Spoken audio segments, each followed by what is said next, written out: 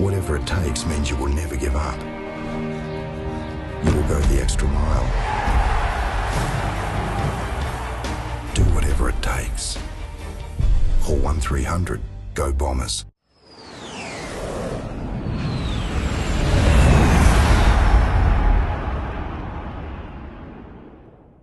All right, well, James, thanks for taking some time out of your busy schedule. Compared to last year, how's the pre-season preparations panned out?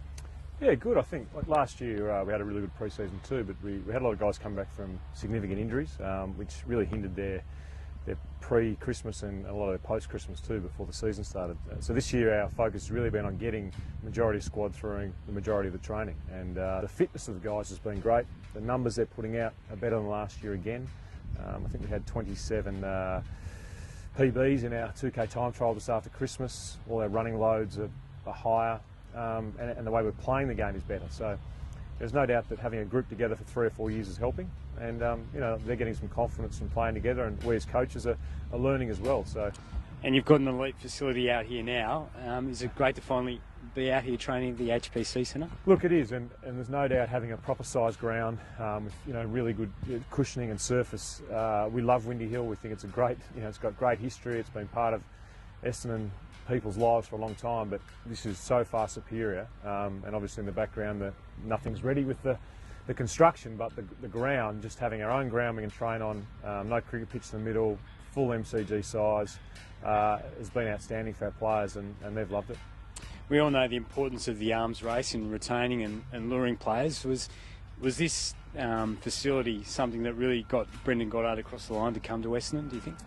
Oh, look, I think you'd have to ask Brendan himself what was the final thing. I think there was a number of things that brought him to Essendon, but no doubt the fact that we're investing in our club and the amount of money the club had to raise or is raising in $25 million is a massive thing for our club to do, and I think every person who's contributed, with our members, supporters, the government, David Evans and his board have done a great job, because it is an arms race, and our players want to come to Essendon because it's a great club, but they want to come to Essendon because they get good coaching and also train in an elite facility. And when this is finished, this will be the best in the country, so it's very exciting.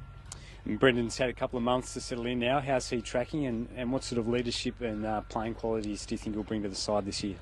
Yeah, Brendan's an elite player. At certain times in his career, I believe he's been, the best player in the competition. The impact he has on the game. We expect him to play good football, but we don't expect him to be the best player every week. But we do expect him to set a high standard, which he's done at training. And his leadership is outstanding. He's an outspoken person who speaks from the heart, and he's got on really well with his players, challenged them, his teammates, challenged them, and they've challenged him. So he's had an enormous impact on us already. But obviously, the main impact will be in season when he's playing good football week in, week out for the Bombers and contributing as part of a team. You mentioned he's part of the new look leadership group, and that he's quite frank and honest with his teammates. How has that filtered through the group? Has it been a negative or a positive impact, do you think? Oh, it's definitely a positive. I think when you mature and you get older as a group, you actually tend, and you trust each other, you become more honest, and you need honesty in a playing group. And often when you don't know someone that well, or you're hesitant or not that confident in yourself, you maybe hold back what you want to say, and that doesn't work in a football club environment. You need to be totally honest, frank, care for people, but make sure that we're all moving together in the one direction with some honest feedback, which this leadership group and this playing group has been really good at this year. Staying with the leadership group, off the back of another consistent season, Dyson Heppel has been elevated. How has he handled the added responsibility so far? Hep's been terrific. Yeah, he's a great person, works hard. He knows he doesn't know it all yet, but he's getting there. And the great thing about Dyson is he goes and finds out what he doesn't know and learns and gets better. So I think he's grown to another level in his football so far this pre-season, and it's just been exciting to watch him develop. Who do you think's been your standout performer over this pre-season? Look, it's hard to go past our leadership group. I think Heath Hocking, Brent Stanton, Joe, Brendan, Dyson Heppel, Benny Howlett's been good. Michael Hurley's been outstanding. Jake Carlisle, Carl Hooker. There's been a number of players who have done all the work, and I think the positive so far out of this pre-season is that we've got a lot of the group performing better than they were last year, and that's the secret, that we get improvement everywhere. And do you have a dark horse, a player to watch this season coming up? There's plenty of dark horses. I think, I think Mark Bagley's been terrific in his pre-season. I think Michael Hibbard's going to step up again. It's his third year of AFL football. Michael can play the game. There's no doubt he just has to get an AFL body, which he's getting, and used to AFL training. Speaking of Michael Hibbard, is it true that he came to you and asked to wear the #1 jumper, which was famously worn by Merv Nagel? Yeah.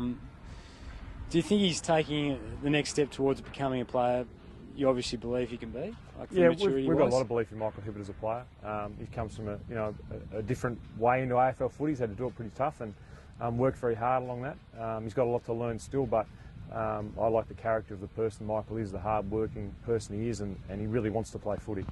So I've been very impressed with him, and yeah, he came and asked if he could have the #1 Guernsey. I think we spent a bit of time with Mark Harvey up on the Gold Coast just for a day with Michael, just talked to him about footy, and after that Michael came and asked for that #1 jumper, so it's great.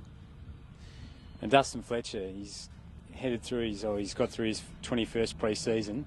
Is he going to play the majority of games, or do you think you're going to have to sort of nurse him through the season? We'll just see with Fletcher. I think we'd love him to play the majority of games, but we have to make sure that he gets through the season. As you said, he's done all the sessions, he's trained really hard, and we'll just assess his body, but he's not showing any signs of slowing down yet. The skipper had a near perfect season in 2012. As a reigning Brownlow medalist, that comes out of expectation. Did you notice any the season after you won it? And have you given Job any advice, or will he just sort of take it in his stride? I haven't given him a lot of advice. My season, I actually broke my foot and missed the next 3 years, so it wasn't a great comeback after the Brownlow. But look, Job's a professional. He's trained very hard. Obviously coming out of a big year, I think he lacked a bit of motivation his first month after that, but soon regained that, and he's training at a really high level. So we've got no doubt Job's ready for another big year.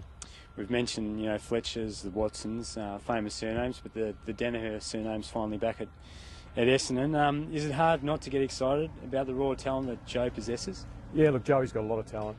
Terrific athlete, great mature head, really good football skills, but his best attribute is a competitor. He competes every day to be the best, and if you've got that attribute, you're a long way towards being an AFL footballer. And I think, it might take him 2 or 3 years, it might take him 6 months, I'm not sure, but it will happen for him as long as he keeps working really hard. Do you think he'll play a big part in season 2013? I'm not sure. He's showing all the signs that he will, but he's a young body, and we're preparing him for the future, not just for 2013. What do you think the key areas of improvement the team has to make if we're to be a factor in season 2013? I think defensively we haven't pulled it together for a long time at this club, and I think for the last 10 years we've been poor defensively. So if we don't pull that together, become a really good defensive team, then we'll get scored against easily and beaten in games that quite easily at certain times. So we need to get that defensive side of our game a lot better. I know you don't look like looking too far down the track, but we've got a pretty tough start to the season. How do you think? How do you rate our draw for this season overall? Look, it's not bad. Look, you're always going to have a tough draw when your 2 games against are always against Collingwood, Carlton. We play West Coast twice, but that's good. We want to be a good team. We want to play the best sides. We want to get better, and we want to beat the good teams. So we don't fear our draw. I like the fact we're going to Perth twice. I think it's good for our players, young players, to learn to play in the state.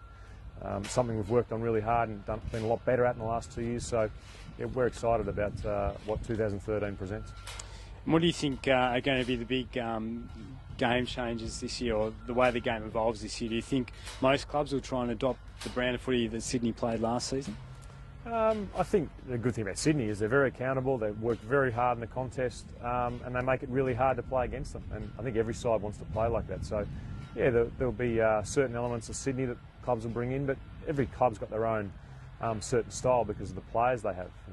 So there'll be a bit of Sydney, but Hawthorn are very good too with their skills, their ability to outnumber, out down back. So I think there'll be a lot of football won't change too much. It'll be very similar to what it always has been. You're good with the ball in your hands, you win enough contested footy and defend well, and you win a fair few games. And finally, I know you probably don't want to reveal too many internal goals, but what are your hopes for the group this season? It's really simple. I just want to keep training at an elite level. We keep training at elite level, and then we'll start playing at elite level, keep developing, learning. We'll become a really good team. I've got no doubt we keep our standard up in our training, then we'll become a really good team. James, thanks for your time and all the best for season 2013. Thanks, Jeremy. Cheers.